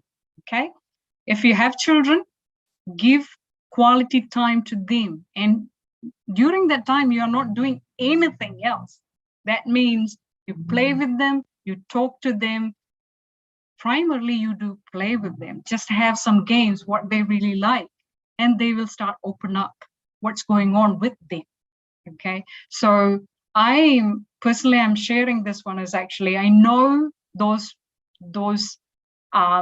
I'm really, I'll just in tears, I'll become, because I didn't have my children for 2.5 years, and they were very, very small. They were at the age of 2.5 and 3.5 when I came over here to do my PhD. And I hope, they'll be joining soon, but they couldn't. And I missed them for 2.5 years. And I know the gap it has created for my children. That's huge. Even though my husband, he's really good. I mean, some of you will know, I had a beautiful mother-in-law who looked after, but that mother space, it's a big vacuum. So I have tried my left and right, and sometimes I just, I didn't have a clue. How do I fill that gap? How do I always, my daughter especially, she used to ask me like, do you love me? So that shows that she wanted to have that reassurance. So always children in India, we don't express our love. Parents, we keep it inside. We don't hug them. Hug them, talk to them, play with them, and spend more time, and you will build good rapport, and that the confidence they create. And don't judge them. And they should have the freedom to talk to you everything. Otherwise, it's easy that nowadays they'll just click and search Google answer me Siri. So better you have, otherwise social media, it's a huge influence. So it's important you are developing that relationship by, trust, not judgmental, trust, open conversation, and creating a safe space for them, safe space to express, to show their anxiety. And I do attend some of the courses as a parent, So just to pick up some of the cues, how they're anxious, they cry, they shout, they yell. Remember, their brain is at some space, it's seeking for help, not acting out. It's not behavior. Don't label them. Yeah, he's stubborn, he's rude, he's no labeling. Just accept them. Accept, sit in their level, listen to them, hug them, let them cry on your shoulder. You'll have good relationship. Thank you, ma'am. Thank you so much. Thank you. We have one more, we have questions from Dr. Srilega Menon. Describe a time when you faced a conflict during your social work and how you addressed it. Okay. Oh my God, now it's coming to social work ethics dilemma. Okay. So this is something I think not only for social work, it's everywhere. I think one of the important, probably in 2021, one case I really find difficult, dynamics and politics inside the organization. So that's not only social work, it's actually everywhere. Like, speaking up the truth, sometimes you don't want, you want to say, but you can't say because there is a power imbalance with your manager, You can't talk. We just, so that's something I always find difficult in my social work career as well as my teaching career, because as long as you have a backbone, you are bold, you will have always trouble. You'll always end up in trouble. So I always, I worked in a government sector as a social worker where it's difficult. My job is not like in India, social working is different. Here is actually to go and uplift children, from gang family who may have some guns, and you go along with police, and just, having that conversation with people face to face, talking that tough conversation is always difficult, but you will get there by practice. But it's a journey. I'm still growing. We have 2 more questions. Ma'am, is verbal communication better than other communications? From Mariamma. Oh. I think it mean that verbal communication and online communication, maybe? Is that something you want to know? Like, it's always face-to-face communication is sticky, okay? That's most important. If you can just go and meet that person, talk to face-to-face, because they can read you, they can see your emotion, that's the best. Rather than like, even phone, even email, online. Okay, nowadays we can see them, but still there are a lot of, gaps and barriers. So I would prefer, because I'm a face-to-face person, so I prefer that. But nowadays, no, we can't isolate 2 meter distance. So we can't do that. We have to adapt it. So yeah, if you get an opportunity, do that personal conversation. Thank you, Leah. We have still a question, Ushasri Balla, and how we overcome the communication gap between students. Some students are very moody and they don't open up even after counseling. How can we handle such students? That's very important. Thank you. Thank you for asking that question. Actually, like, maybe they don't want to speak in front of the class. They don't prefer that. What they really wanted to have, maybe counseling, but beware of counseling, because some counselors, because I work in that sector, it's really hard. Some counselors give their personal views in it, which may not be acceptable for the student, or, it's completely no for them. So they don't even, that counseling doesn't work. So you have to be very mindful what kind of counselor the student is seeing to, okay? So that's where, like, I talked about that motivation interview. If you can have, you may not be a counselor, but, having that trust, the trust between you and student, if you can create that will be like, maybe just, be there along with, it's just a pat on the back.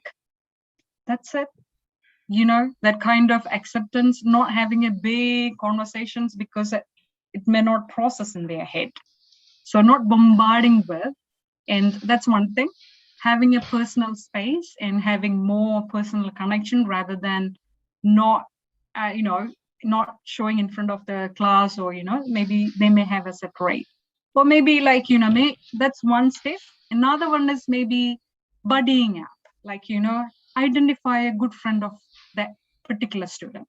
That will work, because peer interaction, peer influence is one good tool, but we need to identify a good student, like, who can help or get that person out of that pit, the other side. So sometimes the adult teachers level doesn't work in that level, the peer strategy will work, okay? So that's something. Not definitely parents, because parents always have that, like, some parents complicate the situation. So that depends on the situation. Yeah. So maybe like, a person, a person who influences, maybe an uncle or auntie or someone from the family or sister or brother, identify someone who has a good rapport with that student will work if counseling is not working for that. Okay. We have again a question. Mariamal, suggest the better ways to enhance communication to students from rural background. Yeah, I think that's rural background. Our India, we have a wide rural background, and there is a huge difference between a city kid and a rural kid. You know, so they are more, well versed with the technology, more outgoing, and it's a cultural shock for students coming into like a city, and that influence, and they always wanted to be with that peer pressure, to be there. So I think it's just creating a space where because it's an experience, though. It's an experience. They have to go through that process. But maybe that transition, we could make it easier by connecting through. Same thing I would again say, because why I'm saying I talk about youth development a lot. That's my specialization. So you could have a kind of group, a quality circle, where a group of senior students who could help them through this transition process. Someone who has been, coming from a rural background can share their experience, how that difficult situations were, So it's a kind of, we would say here is to a kinatina, like a younger, older brother or a sister looking after the other one. So that could be something, and maybe more interactive sessions to share different ideas and views, having some, constructive debates in the class, because these opportunities will wide open the overviews and perspective of students. And we do have a lot of debates in our class in a nicer way, not fighting, but for that, the lecturer should be very competent to manage the situation. Otherwise, that will end up, because the views from a rural background and the knowledge will be a little bit different from a city kid, or, so we could have an activity to bring the ideas together, to have a dialogue, to sit together and have a conversation, so that getting to know people more openly, so that their ideas will wide open. And it's again an opportunity. So we need to create more opportunities for maybe an exposure, a visit, as a class visiting some places and sharing their experiences. I don't know. I'm just sharing. Dear, we have one more question. We have two more questions. The one more question that is from Komal. Ma'am, I am okay with face-to-face communication and also confident on messaging, but I'm not able to talk to people on phone calls. So, is there any suggestion what I should do? It's actually our fear factor, nothing else.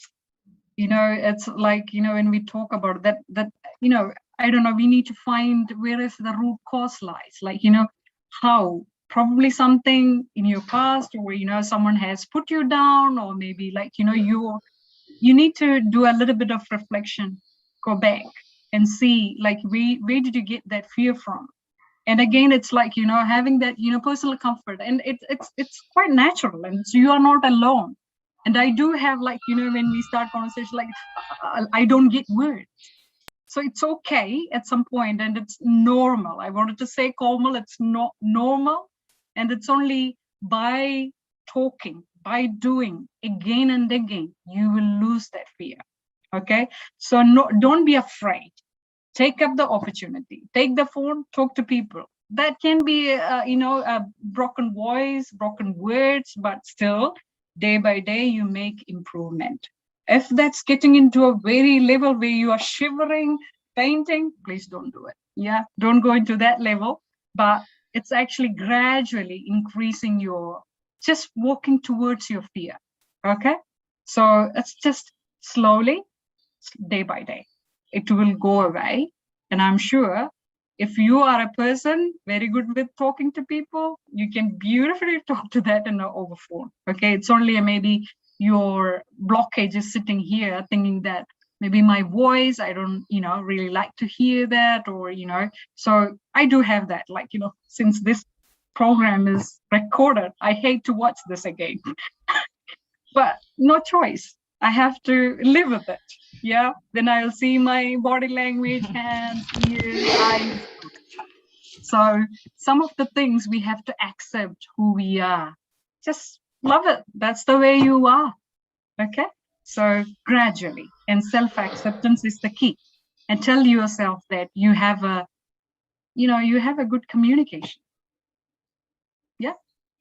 You can do it, Komal. Thank you, ma'am. There is a question. Is interpersonal or intrapersonal communication better to enhance our communication skills? Oh, these are two different things. Right? Interpersonal is person to person, and intrapersonal is within yourself. So we need both. Like if you are very, like, you know, for self-evaluation, you do a lot of time, you have thoughts, you reflect, and some of the time you don't want to share that with others, right? So in that case, you do, you know, talking to yourself, but sometimes you wanted to get it out from your chest, you know, share it. So you need to have a good person to listen to ventilate. So that's intrapersonal. I'm talking about to self-care, you know. So you need to have a good buddy. You need to have a good friend. You need to have a good friend where you can rely, trust, key, okay? Not that whatever you say the next day out there in social media or out. So having a good, you know, I would say it's 50-50 and both balanced, and we use it according, you know, what's the need, like, you know, according to the situation and the need. Thank you, ma'am. We have another questions from Ushasri Bala.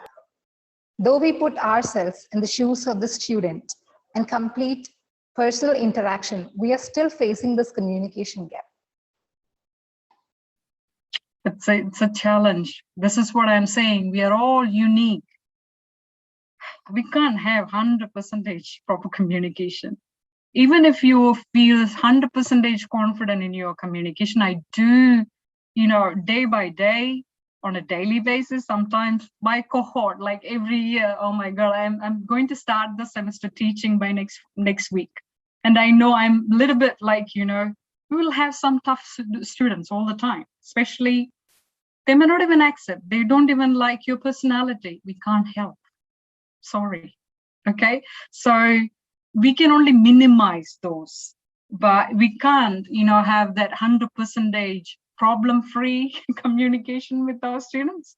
So we would maximum minimize, we will take into consideration. And at the end of the day, in your hand on heart, you keep your hand in your heart and say, have you done your 100% as a teacher? You have tried your level best to have that, you know, you have tried everything with that student, still it's not working.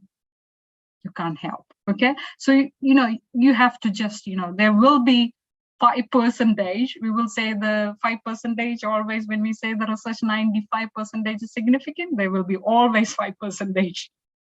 We can't satisfy. Okay. That will go wrong. So we'll try, we can apply some of the techniques. Sometimes it works, sometimes it doesn't. And we create innovative ways. So we have to be always looking for something new to address issues. Life is very interesting. Thank you, ma'am. I think we don't have any more queries, but lots of appreciations are coming up. Excellent presentations, and that was a, you know, a long needed conversation, a session. So shall we wind up the session, ma'am? I think no more queries. Thank you is the best prayer that anyone could say. I say that one a lot. Thank you, express extreme. Now, can I call upon Ms. Reshma, ma'am, to propose a vote of thanks? Over to you, ma'am. Thank you, Divya. I hope I'm audible. Yes, ma'am. Yes, ma'am. Thank you. Okay, thank you, Leah, for giving us a very inspiring talk on communication skills. The talk was actually very smoothing. We were overwhelmed with the melodies music that you displayed in the very first sharing of before the scaring us of the screen. It was such a very blissful moment. For one moment, I think we left from this college and we were just thrown up into a different world where you have a lot of peace and you don't have any tensions. Thank you. Thank you, Leah, for playing. Thank you, Leah, for that very fruitful session and a very peaceful moment. Actually, that for a particular minute, I think we were just lost in a world where we were not feeling anything, just totally silenced prayer, and all the blessings, melodious voice is coming into our minds. just as we go into a yoga spirit, definitely that was a feeling in my mind for that, without any tensions, without any questions or something, whatever, no worries was there in that one. So thank you, Leah, for that very beautiful moment. Okay, and I take this opportunity to thank you, Leah, for joining this FDP and giving us a very insightful talk on communication skills. I, on behalf of SCMS Management and Basic Science and Humanities Department, SCMS School of Engineering and Technology, express my sincere and heartfelt thanks to you for your inspiring talk, and it has created a very good spark and insight onto the enlightening of this communication skills. On behalf of SCMS Management, Basic Science and Humanities Department, SCMS School of Engineering and Technology, we present a small token of gratitude to you, Dr. Leah. We actually sincerely appreciate your time and dedication that has provided inspiration to you. Thank you, Leah, for the very informative session. Thank you once again. I thank you, Leah, for the very wonderful session. It was really a very inspiring session, Leah. Thank you very much from my bottom of my heart. Thank you. Just a last word. Just on that note, I wanted to tell you, we always start class with the karakia, a wayata, a song. So every, each and every class, just before that we sing, even lecturers bring guitar in our class. So that will create, I'm talking about, tertiary students, those who with 30, 50 years. So if you can do that, create a, space in your class that will ease their stress. That's something you can think about, in our culture, just learning from other culture and applying. And if any of you would like to get contact, get connected with or ask any questions, I'm not sure. I haven't gone through all the messages.